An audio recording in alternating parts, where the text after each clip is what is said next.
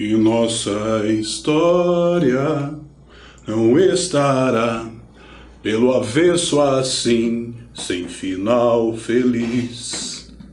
Teremos coisas bonitas pra contar. E aí, galera, tudo bem? Tranquilo, pessoal? Eu sou o professor Roberto Carlos, estou aqui, conto com vocês, conto com a atenção de vocês para mais uma aula de história.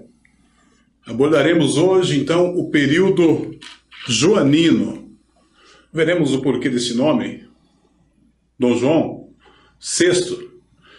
Período joanino, que começa, então... O período joanino, para começar, ele tem a duração de 1808 a 1821. Ele começa, então, com a chegada da família real. É aquele período pré-proclamação, né? Proclamação, pessoal,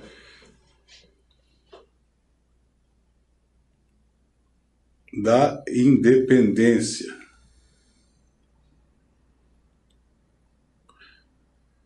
Opa! Então, veremos como se deu a chegada da família real no Brasil, quais as motivações, quais os motivos, o que fez a família real vir para o Brasil. Motivações para a vinda da família real. Vejamos, o que tem a ver as guerras napoleônicas com essa chegada da família real no Brasil? Guerras napoleônicas empreendidas por Napoleão Bonaparte, a figura que tinha aquela ideia da expansão, da conquista de territórios. Então, nesse contexto de expansão, de conquistas por parte de Napoleão Bonaparte, cria-se um entrave que envolve três países, basicamente.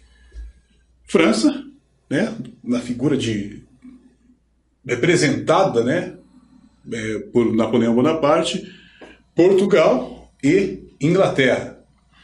Sabe-se que a relação entre França e Inglaterra não eram nada amistosas, né? Havia um conflito entre França e Inglaterra. Nesse momento, então, a França, Napoleão Bonaparte, impõe um ultimato a Portugal. Em que consistia esse ultimato, esse último aviso? Bem, havia o que era o bloqueio continental. Ou seja, o bloqueio continental foi uma ação empreendida pela França em relação à Inglaterra. Ou seja, não poderia se manter, os países, então, não poderiam manter relações comerciais com a Inglaterra. Esse bloqueio, então, era uma restrição a qualquer relação de países com a Inglaterra, impostos por Napoleão Bonaparte, pela França. Esse ultimato, então, consistia no seguinte, de forma bem clara: a França impõe a Portugal que essa não mantenha essas relações comerciais, ou seja, faça parte, né, venha a aderir a esse bloqueio em relação à Inglaterra, ou se não, a França invadiria Portugal. Bem, essa situação, lembrando que a relação entre Portugal e Inglaterra era das mais tranquilas, colocaremos assim.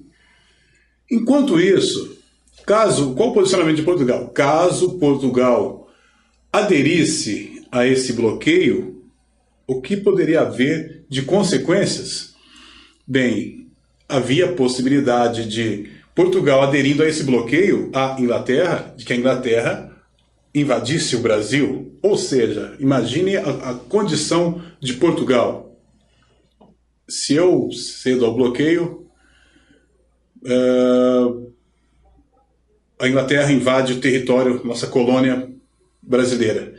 Se eu não ceder ao bloqueio, serei atacado pela França, serei invadido.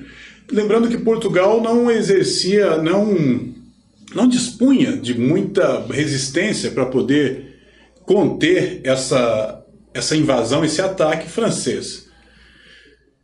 Então, o que ficou mais conveniente para Portugal foi fazer um acordo com a Inglaterra, ainda que sujeita ao ataque iminente francês. A Inglaterra, então, cede uma frota de navios, de embarcações, para transportar essa comitiva. Portugal, inclusive, rainha, rei e todos os seus asseclas, e devidamente escoltados até o Brasil. Até aí, tranquilo? Veremos então os desdobramentos desse acordo entre Inglaterra e Portugal e a própria reação da França. Em 1807, a França invade Portugal. Como eu disse, Portugal já não oferecia grande poder de resistência, né, frente ao ataque, à invasão francesa. Com a saída, né, com a retirada, né, da família real e demais integrantes, Portugal ficou extremamente enfraquecido e foi facilmente subjugada pelo poderio do exército francês. Então, a família real chegando já com o poder previamente, né, constituído, ou seja, a família real denota então a volta da figura do poder de Portugal estabelecida em território brasileiro. Nesse processo ocorre com a nomeação de Dom João VI, pré-nomeação, né, a partir da morte de sua mãe, mas então já começa-se o que foi essa abertura dos portos? Abertura dos portos em território brasileiro, na costa brasileira, abertura que se dá somente para países, vamos colocar os países amigos de Portugal, ou seja, países amigos de Portugal eram países que eram contrários, adversários da França, ou seja, o critério era, essa abertura não ocorrerá para países que têm afinidade com a França, de um modo geral foi isso. Outro aspecto, pausa para a água, só um momento.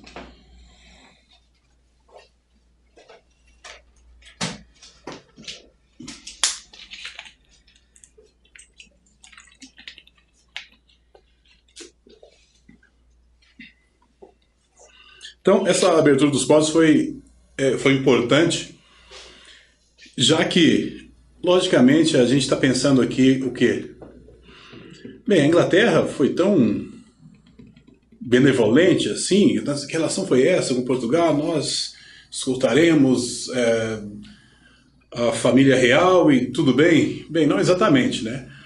Portugal, com seu clã devidamente estabelecido em território brasileiro, criou certos favorecimentos à Inglaterra, obviamente, né? No que diz respeito a tarifas alfandegárias e outras relações comerciais que foram facilitadas, né, foram facilitadas por Portugal, porque Portugal tinha essa dívida, né, essa dívida com a Inglaterra, por ter, né, não aderido ao bloqueio continental, e foram firmadas algumas alianças entre Portugal e Inglaterra. Ainda, as vantagens, né, desse estabelecimento da família real, caracterizado pelo período joanino, marcante também é essa licença para o funcionamento de fábricas, ou seja, já começa a se vislumbrar, a se ensaiar a ideia, no aparente processo, ainda que o Brasil não tivesse inserido nesse processo de industrialização, começa-se então a se anunciar, né, dar sinais de industrialização a partir do funcionamento dessas fábricas, né? Esse acordo religioso aqui entre Portugal e Inglaterra consistia no seguinte: da liberdade que teriam então os ingleses, que começaram a povoar, a adentrar no Brasil, a liberdade da prática religiosa. A gente vai chegar lá em reformas protestantes. A prática religiosa aqui, então, que foi permitida foi a da religião anglicana. A gente vai falar sobre isso nas reformas protestantes. Então esse acordo, essa aliança entre Portugal e Inglaterra, ela teve muitas vantagens, principalmente para a Inglaterra, né? Apesar do período, aquele momento fatídico ali de Portugal na iminência de um ataque francês, e a Inglaterra entra em cena fornecendo essa ajuda. Então foi para Portugal foi vantajoso em dado momento, e no decorrer teve que ceder muito, né? Teve que oferecer algumas regalias para a Inglaterra. Muito bem.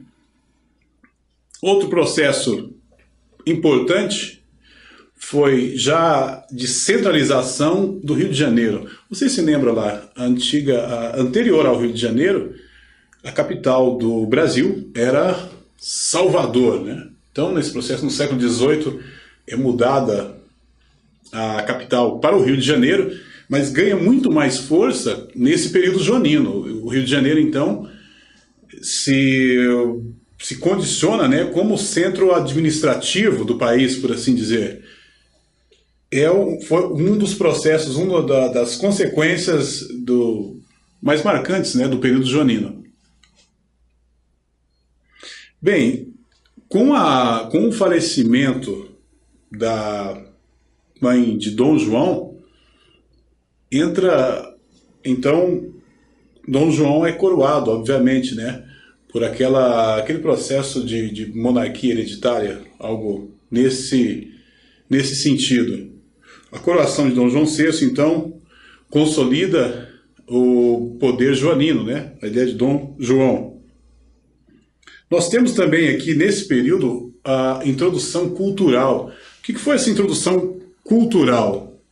Nós temos vários aspectos, como, nesse período joanino, a criação da imprensa régia. Ou seja, o Brasil ele começa, então, no século XIX, né, comecinho do século XIX, com a criação de várias instituições, desde museus, bancos, etc.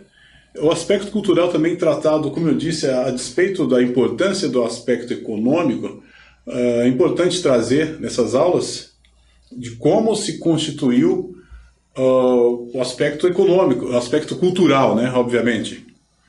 Nós temos como também a criação da imprensa régia. O que era essa imprensa régia? Era responsável por veicular todas as ações, né, empreendidas pelo poder. Não é muito diferente de hoje, né? O poder precisa de precisa de propaganda, né? Essa imprensa régia, então, ela tinha esse papel, né, de veicular todas as publicações, né, criadas pelo governo, enfim, divulgar tudo aquilo que era feito. Isso ao longo da história, né, foi sempre importante, né, a propaganda, como ela foi sendo instituída, né, como ela atua, né, sobre a população, enfim. Sem muitos aprofundamentos, senão a gente acaba pisando num terreno aí perigoso, mas o que mais a gente tem a gente tem a criação do Jardim Botânico, o Banco do Brasil, né, surge nesse período, é criado nesse período, alguns museus, o Museu Real, né, e aí esse é o aspecto cultural que é importante trazer também. Várias outras criações, né, nesse período joanino aí. Algumas ficaram, né, para a posteridade, se mantém até hoje, né? Sobre o fim do período joanino. O fim do período joanino ele é marcado pela... Então, o período joanino ele antecede aquele momento que é conhecido como o momento pré-proclamação da independência. Já havia, então, algumas revoltas, já nas revoltas que vimos anteriormente, movimentos nativistas, movimentos emancipacionistas. Isso tudo vai gerando um certo desgaste, né? De determinados governos, seja qual regime for, quando começa a haver, pelo menos isso, no passado foi assim, né? Quando havia insurgências, insurreições, na época conjurações, inconfidência, isso acabava por balançar essas estruturas de poder.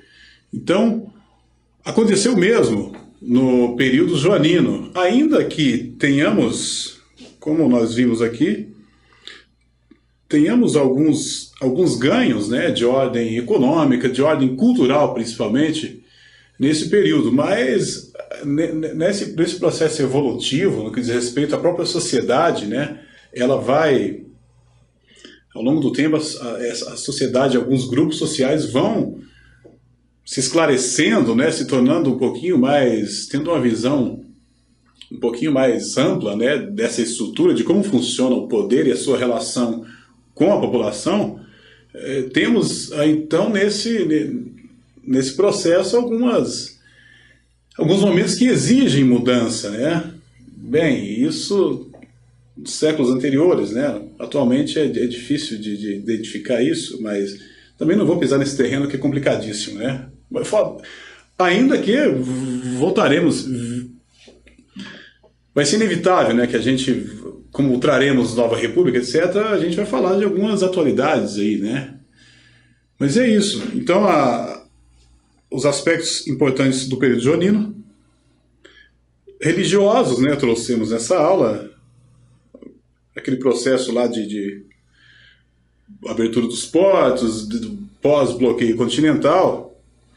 Isso serve para quê, pessoal? Para a gente entender que a história, seja ela, se abordarmos a história do Brasil, se abordarmos a história geral, vocês conseguem perceber as implicações que acontecimentos de ordem mundial têm sobre a nossa própria história. Isso é importantíssimo, isso é que é fascinante na história, né? O que expansão marítima tem a ver com o país, com o Brasil, e o que guerra napoleônica teve a ver com o Brasil, isso é fascinante, diria. Pessoal, por hoje é só. Espero que vocês tenham gostado, que vocês tenham conseguido compreender essas relações, essas implicações que relação entre França e Portugal, entre França e Inglaterra, como elas incidiram sobre o nosso país, né? sobre a estrutura social, do processo de colonização, de período de coração. Isso é fantástico. Pessoal, agradeço, até a próxima aula e força aí. Grande abraço.